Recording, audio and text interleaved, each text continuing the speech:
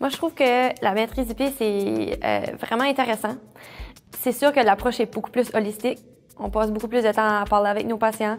Donc, faut que tu veuilles parler avec les patients et tout ça. Mais c'est vraiment intéressant parce que quand tu vas faire infirmière praticienne, tu peux évaluer des patients. Tu peux, comme en profondeur, là, beaucoup plus qu'au bac. Tu peux les diagnostiquer avec des maladies. Tu peux leur prescrire des médicaments. Tu peux demander des tests diagnostiques. Tu peux diagnostiquer des patients avec des maladies. Ça pousse beaucoup tes connaissances. Moi, j'ai fait 2 stages jusqu'à date. Un stage de 50 heures puis un autre stage de 50 heures. Le premier stage, c'était plutôt un stage d'observation. Donc, c'était notre premier stage de tout. C'était juste vraiment pour voir c'est quoi qu'une infirmière praticienne fait.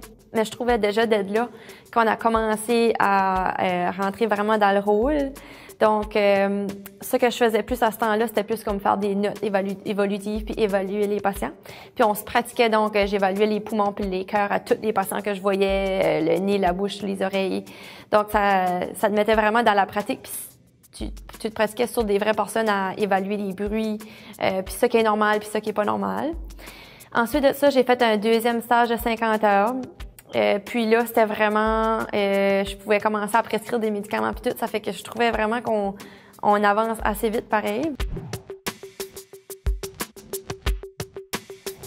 La patience, c'est sûr, parce que tu as toutes sortes de différentes personnes, puis il y a des personnes qui ont aussi des problèmes. Donc, faut que tu sois patient avec eux autres. Faut que tu sois respectueux envers les personnes.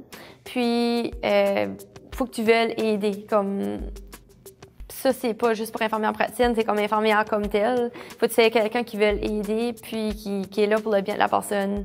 Je dirais que c'est pas mal toutes ces qualités-là. Puis c'est sûr que la persévérance aussi, parce que c'est des études plus poussées, c'est quand même assez demandant, puis il faut que tu aies plus de connaissances, puis il faut toujours aussi que tu te tiennes à jour, parce que tu veux procurer des soins, les meilleurs soins possibles, donc il faut toujours que tu te gardes à jour, puis c'est un petit peu de recherche au courant de la pratique.